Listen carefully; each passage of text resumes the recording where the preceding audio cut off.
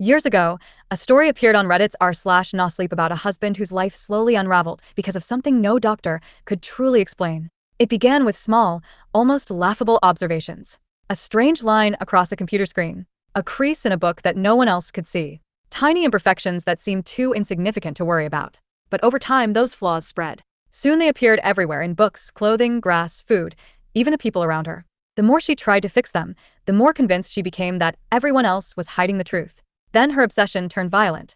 As her husband desperately searched for answers, he uncovered whispers of an incredibly rare condition known only as RIPTER syndrome, a phenomenon so strange that almost no one had ever heard of it, and one that seemed to leave every victim trapped in the same terrifying spiral. Whether it was an undiscovered mental illness, or something far more disturbing, no one could say for certain. This is RIPTER syndrome.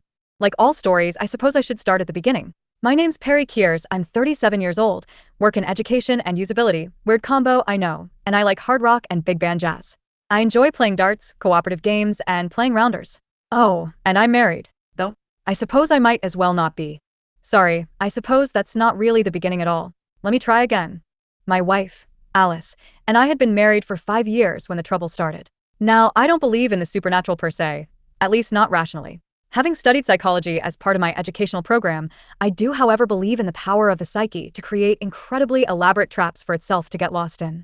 I suppose the closest thing I can come to think of the paranormal is how an otherwise seemingly healthy brain starts to put itself through impossible puzzles and challenges without having any real motivation for doing so.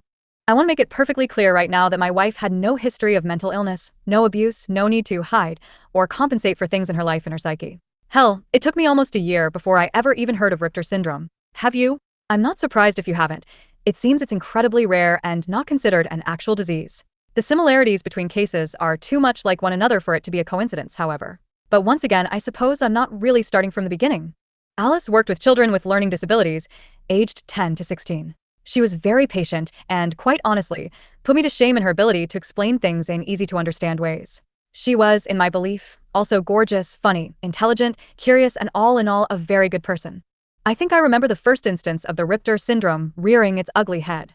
We'd been cuddling a bit on the couch on a Friday evening after dinner, watching some easy-to-digest movie or another. She got up, telling me she was going to send a couple of work emails before bed, kissed me, and walked upstairs. To my surprise, it took less than 5 minutes for her to come down again and sidle up against me. She seemed a bit perturbed by something, but I shrugged it off. Done already, hon? No. I think the computer's broken. There's something weird going on with the screen. A big line, or tear, or something straight across. I groaned in my mind. A broken monitor, while not a huge expense, is still annoying as hell, especially considering it wasn't that old.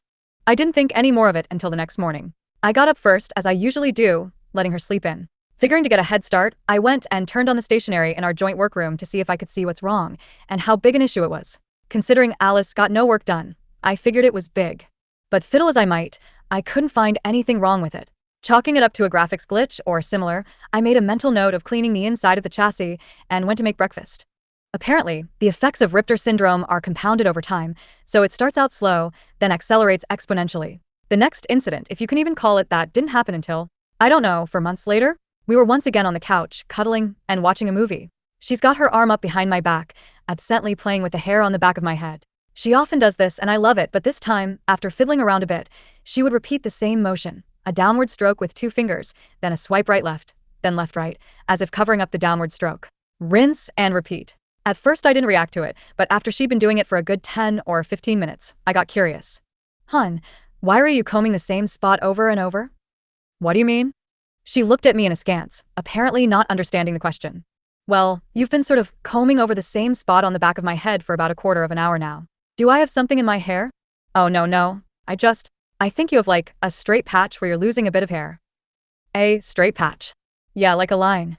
Untangling myself from her, I felt around on the back of my head, but couldn't find any area where the hair was thinner.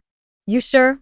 Yeah, she said, touching me on the back of the head again. A pause, a bit of fiddling, then, I can't feel it anymore. I must have imagined it. Yeah, I suppose. It struck me as weird, but hell, we're entitled to that, aren't we? Next time was a couple of months later, after which things started accelerating.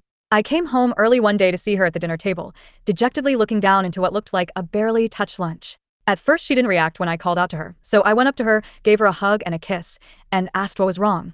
Oh, hey Perry. Nothing, I went down to the bookstore to return that book I bought last week because it was damaged during printing or something, and the clerk told me I was just imagining things and that there was nothing wrong. I pointed it out to her and she started telling me I was nuts and that this was my problem. I asked to talk to her manager about it and she started calling me crazy and foul things, and to get out of the store. It was just so sudden, it completely killed my mood. The kids are out for sports day today, so I went home early. I spoke gently to her as I hugged her again, nuzzling her wonderful, curly chestnut hair. It's okay, hon, try not to let it get to you. People like that are horrible, and they're just trying to drag you down with them. Tell you what, why don't we go to the movies tonight, eat out, and just forget about this, and I'll take it down to the store first thing Monday? She smiled then, that lovely, warm smile, and kissed me. I think that was the last time I saw that smile, as it should be. Come Monday, I went down to the store intending to, well, to be honest, I went there intending to start trouble. You don't yell at my wife, and get away with it.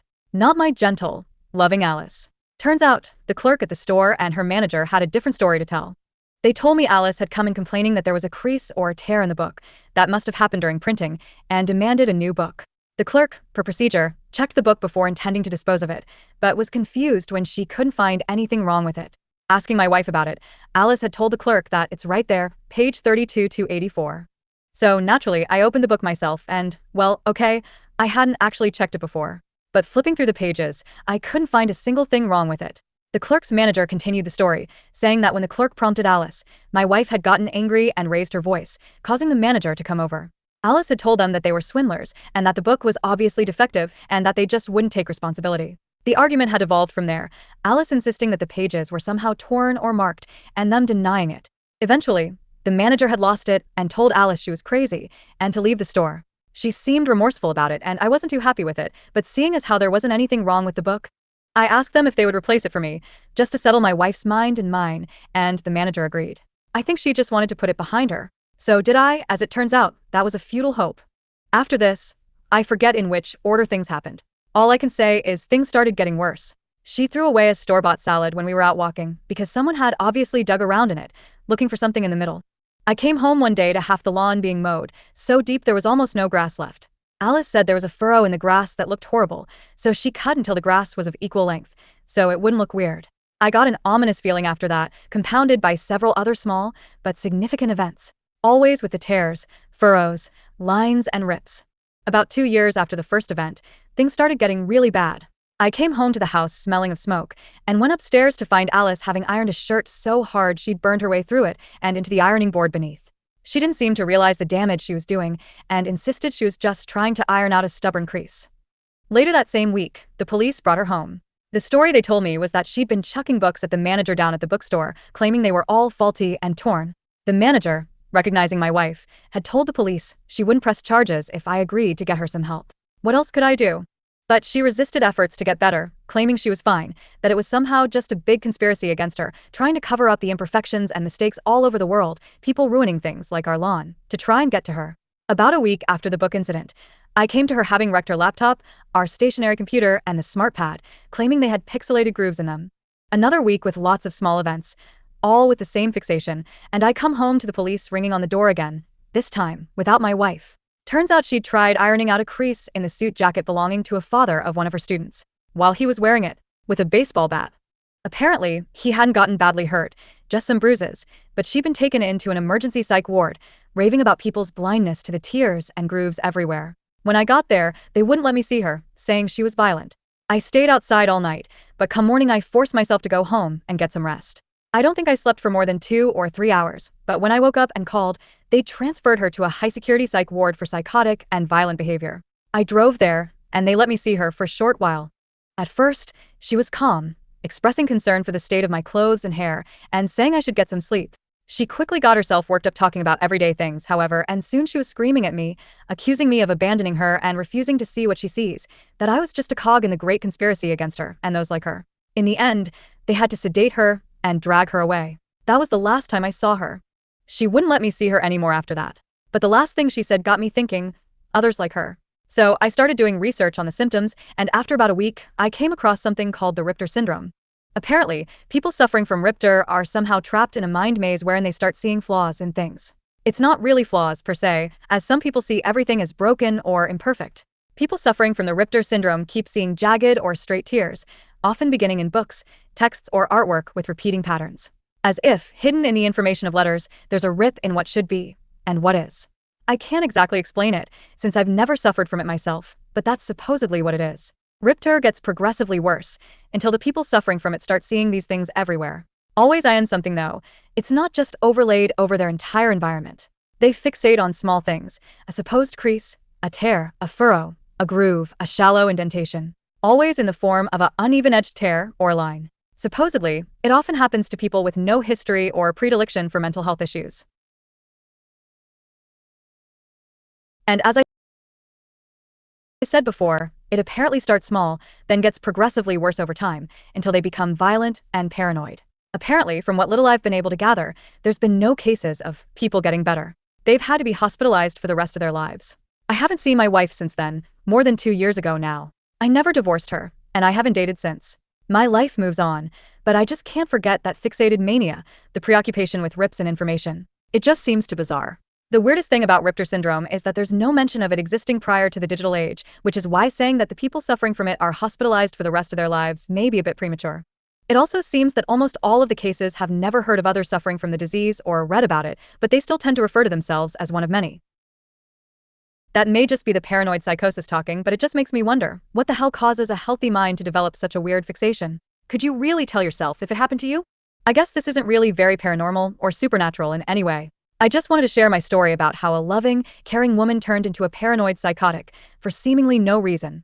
I mourn her, though she's still alive, and I wish I could help, both her and others like her. But the mind is a devious thing, inventing ideas and seeing patterns where there are none. I wonder what a rip in text, not a page, text, would even look like? Whether RIPTER syndrome is nothing more than an extraordinarily rare psychological condition or something far stranger is impossible to know. The people said to suffer from it all describe the same impossible obsession, seeing tears, grooves, and imperfections hidden within ordinary objects until those visions consume every part of their lives. There are no confirmed cures, no clear explanation, and far more questions than answers. Perhaps it's simply the mind turning against itself. Or perhaps some mysteries remain hidden because most of us are fortunate enough never to notice them. If you enjoyed this story, let me know in the comments which Reddit horror story, unsolved mystery, or true crime case you'd like me to cover next. And until then, remember, sometimes the most terrifying things aren't monsters hiding in the darkness. Sometimes they're the tiny imperfections that only one person can see.